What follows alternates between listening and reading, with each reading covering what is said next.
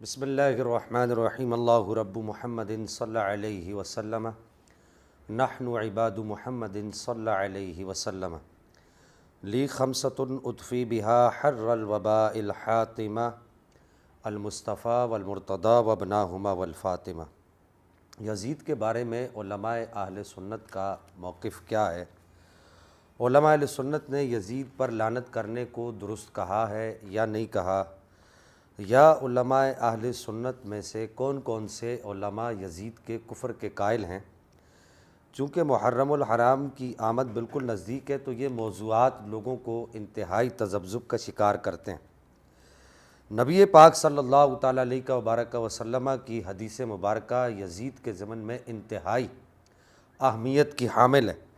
نبی پاک صلی اللہ تعالیٰ علیہ وبارک وسلم نے ارشاد فرمایا، حضرت ابو عبیدہ بن جراح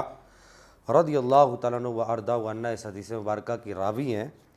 کہ آپ صلی اللہ تعالیٰ علیہ وبارک وسلم نے ارشاد فرمایا کہ امت کا معاملہ عدل و انصاف پر قائم رہے گا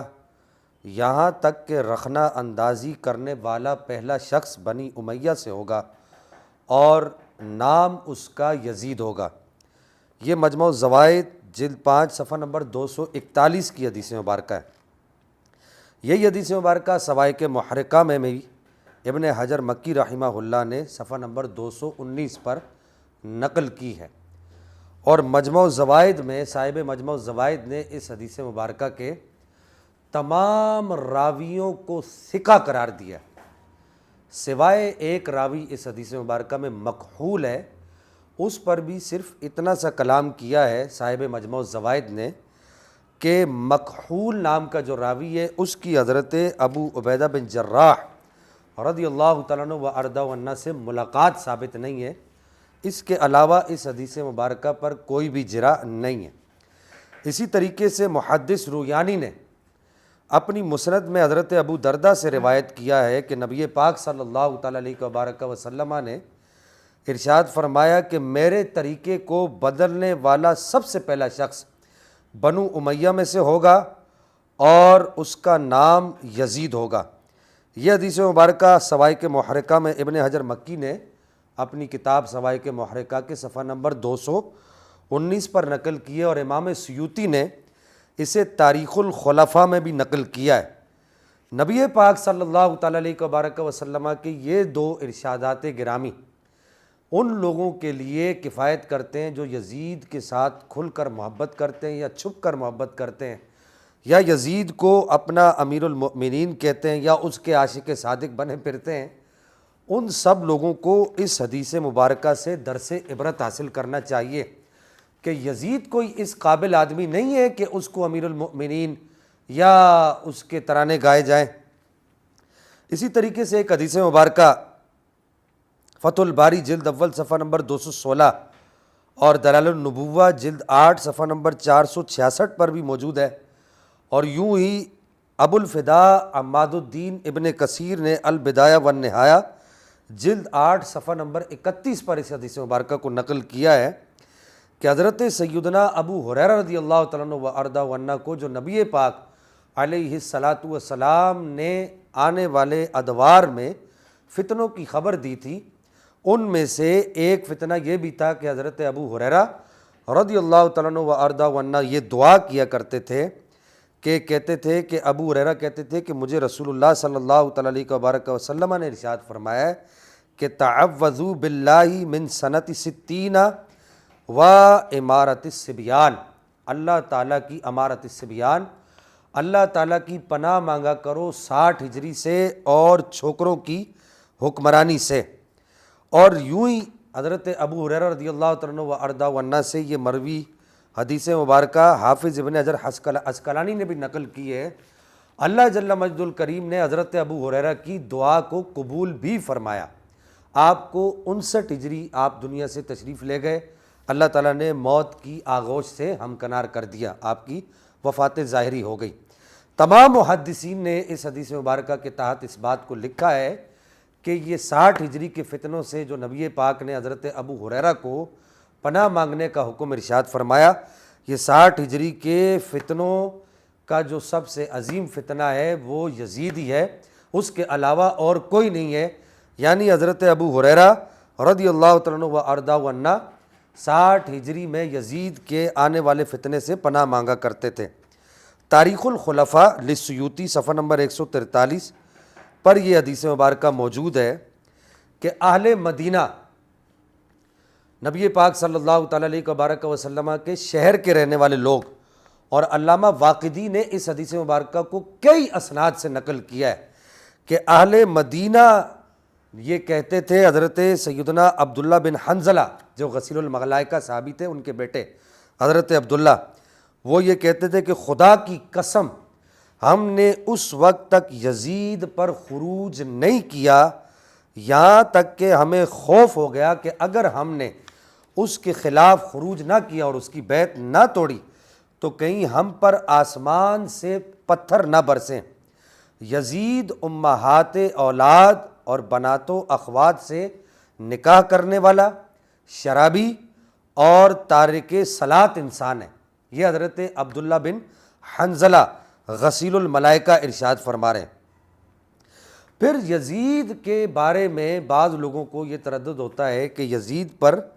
لعنت کرنا جائز ہے یا نہیں۔ واقعہ کربلا کے بعد جب یزید کو یہ پتہ چلا کہ اہل مدینہ نے یزید کی بیعت توڑ دی ہے تو یزید نے مدینۃ المنورہ پر چڑھائی کر دی اور مدینۃ المنورہ کے لوگوں کو ستایا اور ان کو دکھ پہنچائے، یہاں تک کہ مدینۃ المنورہ کا جو داخلی دروازہ تھا حرہ کے مقام پر، وہاں بہت بڑی جنگ ہوئی، 1700 قاری صحابہ کرام شہید کیے گئے، 1000 سے زائد عورتوں کی عزتوں کو پامال کیا گیا، جن میں صحابیات بھی شامل تھیں۔ مسند احمد بن حنبل میں یہ حدیث مبارکہ موجود ہے کہ نبی کریم صلی اللہ تعالیٰ علیہ وبارک وسلم نے ارشاد فرمایا، جس نے اہل مدینہ کو ظلم کا خوف دلایا اللہ تعالیٰ اسے خوف زدہ کرے گا، اور اس پر اللہ کی لعنت اور تمام فرشتوں اور انسانوں کی لعنت ہے، قیامت کے روز اس کی کوئی نیکی قبول نہیں کی جائے گی۔ یہ مسند احمد بن حنبل جلد 4 صفحہ نمبر 55 کی حدیث مبارکہ ہے۔ جو لوگ یزید کے معاملے میں لعن کرنے پر تردد کرتے ہیں وہ نبی پاک صلی اللہ تعالیٰ علیہ وبارک وسلم کی اس حدیث مبارکہ کو مد نظر رکھیں کہ یزید نے اہل مدینہ کو ستایا اور اہل مدینہ کو قتل و غارت گری کا شکار کیا، اور اہل مدینہ کی خواتین جن میں صحابیات بھی شامل تھیں ان کی عزتوں کو پامال کیا۔ اس کے بعد یہاں پر میں ایک بہت بڑا حوالہ دینا چاہوں گا، ابو الفداء عماد الدین ابن کثیر، تاریخ میں جو نام ابو الفداء عماد الدین ابن کثیر کا ہے وہ نام کسی کا بھی نہیں ہے۔ حافظ ابن کثیر لکھتے ہیں یزید کے متعلق، وہ کہتے ہیں کہ جب یزید کی بات بیعت اہل مدینہ نے توڑ دی اور اس کی اطاعت سے نکل گئے تو یزید نے اہل مدینہ کو سخت تنگی کا شکار کیا اور اہل مدینہ پر پانی بھی بند کیا، کھانا بھی بند کیا، قتل و غارت گری کی۔ درا حال یہ کہ یزید شرابی تھا اور بڑی بڑی بدکاریوں میں ملوث تھا، لیکن وہ کہتے ہیں کہ یزید کے بارے میں وہ کہتے ہیں کہ وہ فاسق انسان تھا اور انتہائی پرلے درجے کا ہٹ دھرم انسان تھا۔ یہ ابو الفداء عماد الدین ابن کثیر البدایہ والنہایہ جلد 8 صفحہ نمبر 192 پر یزید کے متعلق اپنا عقیدہ لکھتے ہیں کہ یزید فاسق تھا۔ پھر اس کے بعد یہاں میں بہت بڑا حوالہ دینا چاہوں گا، حضرت علامہ ذہبی رحمہ اللہ، ان کو سب مانتے ہیں، اہل سنت کے تمام احباب علامہ ذہبی کو تسلیم کرتے ہیں۔ علامہ ذہبی کہتے ہیں کہ یزید بن معاویہ مقدوح فی عدالتی لیس بأہل ان یروی عنہ، وہ کہتے ہیں کہ معاویہ یزید جو تھا، یزید حضرت معاویہ کا جو بیٹا تھا، وہ اس قابل نہیں ہے کہ اس سے کوئی حدیث لے، اور تاریخ میں کبھی بھی کسی نے بھی یزید سے کوئی حدیث مبارکہ نقل نہیں کی۔ جو لوگ یزید کے معاملے میں بہت زیادہ اکڑفو ہوتے ہیں یا یزید کے معاملے میں یزید کے عاشق صادق بنے پھرتے ہیں، وہ کسی حدیث کی کتاب میں یزید سے مروی کوئی حدیث دکھا دیں۔ کسی بھی حدیث کے امام نے یزید کو ثقہ قرار نہیں دیا، بلکہ تمام ائمہ حدیث نے، امام بخاری نے اور اسی طریقے سے علامہ ذہبی نے، ان سب نے یزید سے حدیث لینے سے منع کیا اور یزید پر فاسق ہونے کا قول کیا۔ اب یہاں پر میں آخر میں اہل سنت کی مستند اور معتمد کتاب تمہید ابو شکور سالمی سے ایک حوالہ دینا چاہوں گا کہ وہ کہتے ہیں کہ صحابہ کرام اور دیگر مسلمانوں نے یزید کی بیعت پر اتفاق نہیں کیا۔ حضرت عبداللہ بن زبیر، محمد بن الانفیہ، حسین بن علی اور دیگر بہت سارے اہل بیت اطہار یزید کی بیعت پر متفق نہیں ہوئے، لہٰذا یزید امام عادل نہ تھا۔ اگر وہ امام عادل ہوتا تو یہ سارے لوگ یزید کی بیعت کیوں کرتے؟ اور پھر کہتے ہیں کہ یزید ایک فاسق آدمی تھا، وہ محرمات سے حرام نکاح کو جائز جانتا تھا۔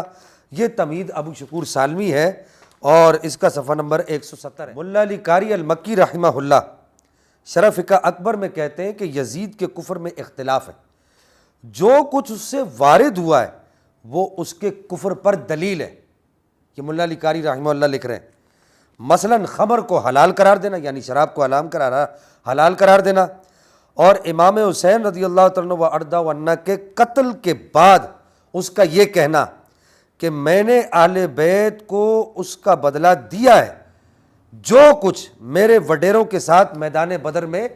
کیا گیا تھا۔ یہ ملا علی قاری رحمہ اللہ کہہ رہے ہیں کہ یزید کے کفر کے لیے اتنا ہی کافی ہے کہ اس نے یہ جو بات کہی یہ اس کے کفر کے لیے کافی ہے۔ اور اب سب سے آخر میں شیخ محقق علی الاطلاق شیخ عبدالحق محدث دہلوی رحمہ اللہ، ان کو سب مانتے ہیں، ان کا ایک اقتباس ان کی کتاب سے پیش کرنا چاہوں گا۔ شیخ محقق علی الاطلاق شیخ عبدالحق محدث دہلوی تکمیل الایمان صفحہ نمبر 178 تا 179، آپ نے بڑی طویل ابحاث کی ہیں یزید کے بارے میں، اس میں سے میں کچھ اقتباس پیش کرنا چاہوں گا کہ حضرت شیخ محقق علی الاطلاق شیخ عبدالحق محدث دہلوی کہتے ہیں امام حسین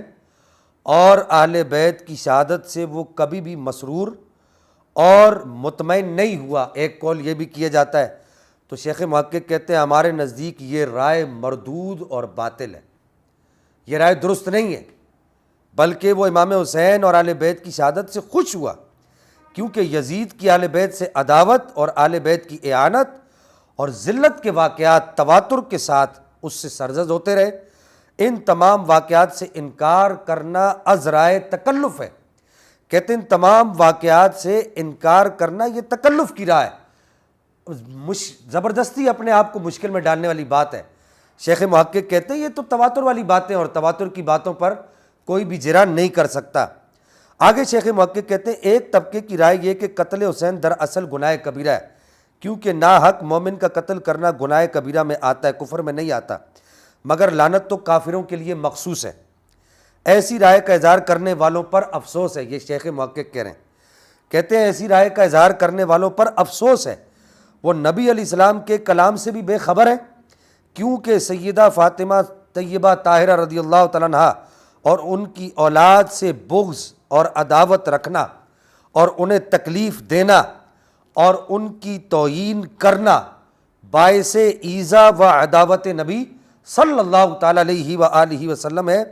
اس حدیث کی روشنی میں شیخ محقق کہتے ہیں اس حدیث کی روشنی میں یہ حضرات یزید کے متعلق کیا فیصلہ کریں گے کہ نبی پاک کی اولاد کو تکلیف دینا، ان کی اہانت کرنا، ان سے عداوت رکھنا، یہ نبی پاک سے عداوت ہے، نبی پاک کی اہانت ہے، نبی پاک کو تکلیف ہے۔ اب یزید کے بارے میں کیا فیصلہ کیا جائے گا کہ یزید کو وہ کیا کہیں گے کہ یزید کو جنت میں داخل کریں گے؟ تو لہٰذا یہ تمام حوالہ جات اس بات کو ثابت کرتے ہیں، اس کے علاوہ بھی کثیر حوالہ جات ہیں۔ سید محمود آلوسی بغدادی رحمہ اللہ اور اسی طریقے سے علامہ برزنجی اور یوں ہی علامہ عبدالعزیز پرہاروی نبراس، یہ تمام کتابیں اور یہ تمام بزرگ اس بات کی طرف جاتے ہیں، وہ کہتے ہیں کہ یزید پر لعنت کرنا جائز ہے اور یزید کی تعریف کرنے کی اہل اسلام کو اجازت نہیں ہے۔ اللہ جل مجدہ الکریم ہمیں نبی پاک صلی اللہ تعالیٰ علیہ وسلم کی آل بیت اطہار سے سچی محبت عطا فرمائے۔